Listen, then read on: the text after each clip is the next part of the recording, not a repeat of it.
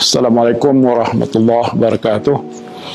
Salam sejahtera, selamat pagi Datuk Mazuki, Ketua Setiausaha Sulit, rakan-rakan pegawai-pegawai di PMO yang saya hormati sekalian. Pertamanya, terima kasih kerana berpeluang untuk berjumpa untuk mengucapkan farewell. Selamat tinggal. Bagaimana yang disebutkan oleh Datuk Mazuki tadi, hari ini saya telah memutuskan untuk menghadap Yang di-Pertuan Agong, dan tujuannya tidak lain ialah untuk menyerahkan surat untuk peletakan jawatan sebagai Perdana Menteri. Apapun saya nanti waktu menghadap mungkin ada masa sebelum itu, sebelum menyerahkan, untuk menyampaikan satu dua perkara pandangan saya lah.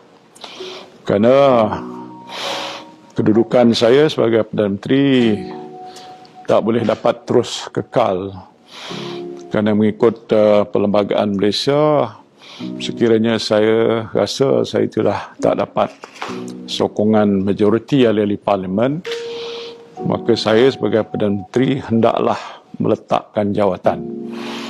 So, itu apa yang telah pun dijelaskan, dan saya sebagaimana biasa seorang manusia yang sentiasa ikut aturan-peraturan, tunduk kepada apa-apa yang ada dalam perlembagaan.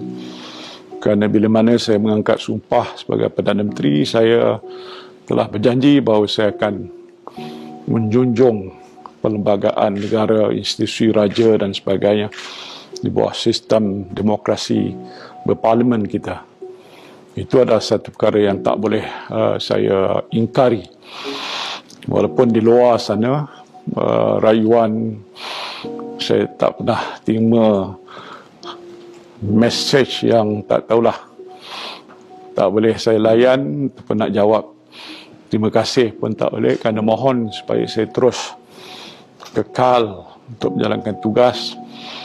Kerana apa yang telah mereka lihat mungkin dalam setahun ke lebih, 17 bulan lebih kurang, mungkin mereka agak faham bahawa tugas dan tanggungjawab yang saya terpaksa pikul agak luar biasa. In most difficult of times, in unprecedented times. Namun kerana itu adalah satu amanah, kita cuba buat apa yang saya fikir terbaik untuk negara. Saya tidak nak orang kata mencerita panjang, tapi dalam tempoh sependek itu, dan saya mungkin adalah Perdana Menteri yang paling pendek memegang jawatan, saya kira saya telah buat apa yang saya fikir diperlukan untuk menyelamatkan nyawa rakyat jelata, menentukan mereka ada makanan di atas meja, dan nyawa mereka selamat. These are very, very key, important aspects of life of a nation. And I think mungkin kerana Allah mengangkat saya di darjat ini untuk tujuan itu agaknya. Now, Alhamdulillah, di penghujung journey yang saya hadapi pada hari ini, kita dah lihat usaha yang saudara-saudara telah buat bersama saya di PMO, dan apalagi seluruh penjawat awam yang ada di semua peringkat di negara kita. I think we have come to some success. Vaksinasi luar biasa. Dah diunjurkan pada Oktober, hampir sampai ke herd immunity. Kuala Lumpur semalam saya dengar pun dah mencecah tahap full herd immunity, lebih 80% dewasa telah disuntik. Jadi ini satu pencapaian yang agak luar biasa. Some countries are still struggling to get vaccine. We have got more than enough. Itu strategi saya. Pada waktu mana mula-mula kita nak mencari vaksin belum ada, rupa-rupa dah ditemui, maka saya telah buat satu keputusan luar biasa untuk membuat pesanan beli vaksin menerusi COVAX facility Ini satu badan yang terbentuk untuk membantu negara-negara miskin. Jadi walaupun kita bukan negara miskin, dia menawarkan kita, jadi kita beli vaksin. Di waktu itu tak ada tahu harga pun. Saya buat keputusan arah pada Menteri Mosi kerja buy. So I think we did the right thing. Dan lepas tu apa saja yang ada beli. Negara lain kadang-kadang lupa nak beli. Kita tahu ada negara lebih maju daripada kita, terlupa nak beli. Ataupun dia fikir dia terselamat. Dan bila dia menghadapi masalah bencana, pandemik, mereka terkial-kial mendapatkan vaksin. Alhamdulillah. Itu cara saya bekerja. Memang tak banyak cakap. Muka pun tak handsome macam tuan-tuan. Kalau di sini saya yang paling tua dah, 74 dan masuk 75. Tapi masih boleh tegak berdiri lah. Sebab itu, bila dah sampai sekarang ini lah, kerana nampaknya di luar sana ada pihak yang agak gila kuasa. Dalam keadaan orang susah. Tak pernah saya lihat manusia di Malaysia ini susah sebegitu rupa. Saya turun ke lapangan, balik ke kawasan itu, saya bekalkan ayam, daging, ikan, sayur, which I have never done in the whole of my career as ahli parlimen di situ, di Pagoh.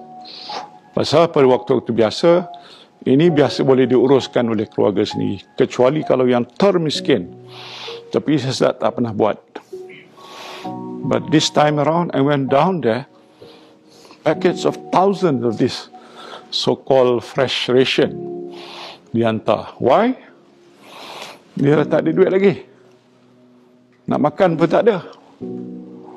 Saya rasa bertanggungjawab lah, because I am the Prime Minister. Tetapi kalau kata saya yang bertanggungjawab kerana saya tak buat apa-apa tu, tak betul lah. We tried, but it is tough. Lockdown tak henti-henti sampai sekarang.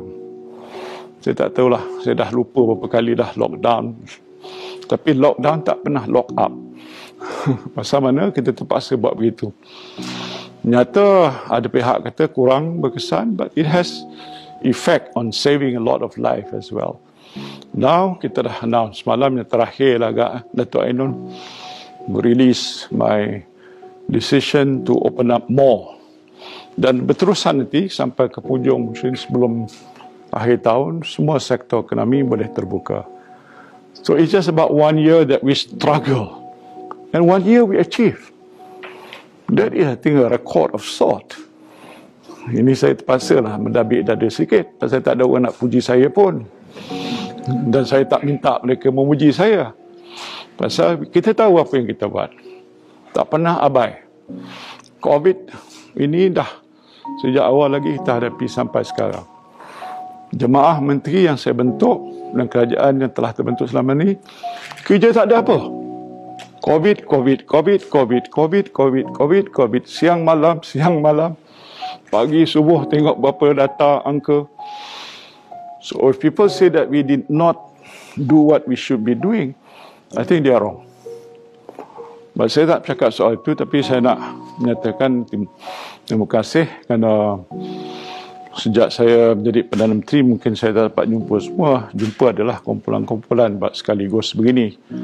But I request that you have been working as good and hard as possible. Dalam keadaan yang susah, kadang-kadang work from home, tapi di PMO ni saya fikir sebahagian besar pun tak work from home. Because you have to be here. Because it is the nadi negara. Segala apa yang kita ungkapkan di sini didengar oleh rakyat seluruh Malaysia. Apa yang kita lakukan di sini, baik langkah kita, tutur kata kita, bahasa kita, semua dinilai oleh rakyat. Tak jawab telefon pun dengan marah-marah kita. Jawab panjang-panjang pun satu hal juga. Tak tengok fail, ada satu hal. Menjawab apa yang mereka tuntut, satu hal. Saya dah berada dalam kerajaan ni dah hampir, tak tahu berapa tahun. Dekat hampir 44-45 tahun katnya. Dah 2 kali patut pencen. But whatever it is, so I know in and out. Sebab tu kalau saya memimpin mesyuarat jemaah menteri, sebahagian besar daripada portfolio yang ada di hadapan saya oleh menteri-menteri itu saya tahu. Not semua tidak, tapi sebahagian besarnya. So that has given me a lot of orang kata pengalaman yang boleh membantu untuk saya menguruskan negara. So as you can see, I think pentadbiran kerajaan kita walaupun dalam keadaan sukar masih mampu untuk diteruskan. Kita meneliti bagaimana kita nak membantu rakyat dan kesan COVID ni cukup mendalam dari segi rakyat secara individu ataupun ekonomi secara menyeluruhnya. So there's a lot of work that need to be done. Tetapi agaknya pagi tadi lepas subuh bersama jemaah dengan isteri saya, duduk biasa begitulah, after subuh duduk sekejap, about 5 to 10 minutes duduk berbual, and she told me, how do you feel? I said, I feel relief that this burden that is on me as Prime Minister now is no more after today. And bila letak atas bahu ni, macam saudara juga ada jawatan, ada amanah. Itu berat. Sebab tu saya kena buat betul. Betul pasal bukan saya rasa betul, tapi Allah kata ini yang betul. That's key. You don't do what you think is right. You do what is right. So there's a difference there. You must think this is right, but Allah kata itu tak betul. Saya berpandu pada itu. Soal rasuah tak boleh. Bukan pasal tak boleh kerana tak boleh. Sebab hukumnya haram. Orang mencuri duit, itu hukumnya salah. Perompak, itu juga tak boleh. Sebab tu saya tegak berdiri istiqamah atas dasar prinsip undang-undang dan hukum. Mungkin luar biasa lah. Bukanlah saya kata saya begitu, orang lain pun ada juga buat begitu. Tapi ramai juga yang lupa. Sebab tu saya sanggup bercakap, berkata apa yang benar. Ya. Walaupun pahit. Qulil haqqa walau kana murra. Kata yang benar walaupun itu pahit. So this is a prinsip yang saya ada. Saya tak tahulah saudara nak ikut ke tidak. Sebagai pengata akhir ni, itulah nasihat saya. That we ini perjalanan kita ni laluan je atas siratal mustaqim. Nak sampai ke mana? Ke sana tu, Jannatun Naim. Jadi pertimbangan kita ni bukan duniawi. Sebab itu bagi saya, hilang jawatan Perdana Menteri itu duniawi. Saya tak boleh bawa ke mana pun. Mungkin adalah penulis sejarah tulis kat dia punya keynote, kaki, apa dia orang kata, bawah, footnote, that there's once Prime Minister ni nama dia Muhyiddin Yassin atau Muhyiddin Yassin menjadi Perdana Menteri ke-8. Inilah yang dibuat. Mungkin dia punya para, dia punya buku apa, dia punya bab tu mungkin kecil je pasal saya tak lama kan. But I think I should be proud that we have tried. So it's question of principle. I must tell you, important. Do what Allah says right. Don't do what Allah says not right. Fight against evil. Ya, itu pokoknya.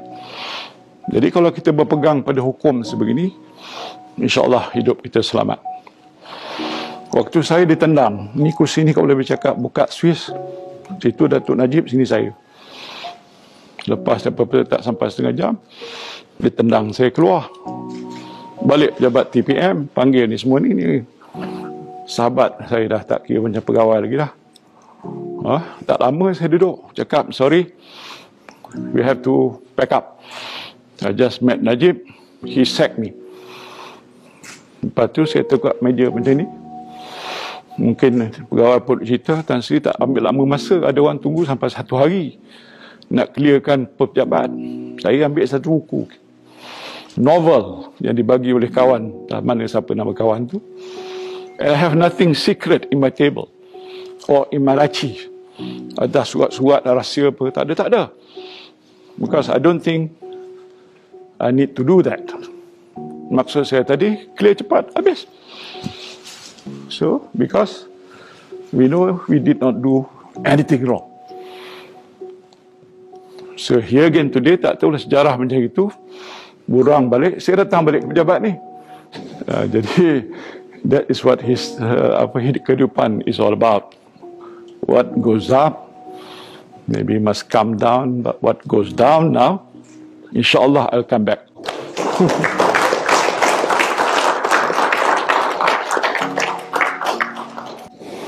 So, pesanan saya tak ada banyak lah. Just do what you think is best. Saya tahu saya pernah jadi penolong pegawai daerah pun. Jadi tanggungjawab kita di zaman susah ni amat besar dan paling sukar. But trust me, you can do it. I have great respect and confidence in all civil servants because I was there before. Short 3 years, lepas tu saya resign, masuk swasta. Tak fikir nak jadi Perdana Menteri pun satu hari. Allahu Akbar. Jadi sebab tu, do what you think is best. Kalau ada kesilapan kerana saya tak berpeluang untuk berjumpa selalu, sebab saya fikir kumpulan-kumpulan kita jumpa setiap kerja yang saya lakukan, saya appreciate. And to a certain extent, or large extent, people know that the PMO is one of the prestigious departments in the country, with the Prime Minister as heads of department, and doing what we believe we need to do for the sake of the nation. Every single thing that we decide has a lot of implication, not to just you or to just here, Putrajaya, but the whole country. So if you bear that in mind, then you can imagine this big task that you have ahead is very, very important to make sure that our mission will succeed. Jadi sebab itulah saya nak menyatakan rasa terima kasih. Minta maaf kalau banyak kekurangan waktu saya berada di sini dan mungkin ada kesilapan, kesalahan apa-apa, saya mohon maaf pada saudara sekalian. So terima kasih. I have to say goodbye after this. Thank you. Assalamualaikum.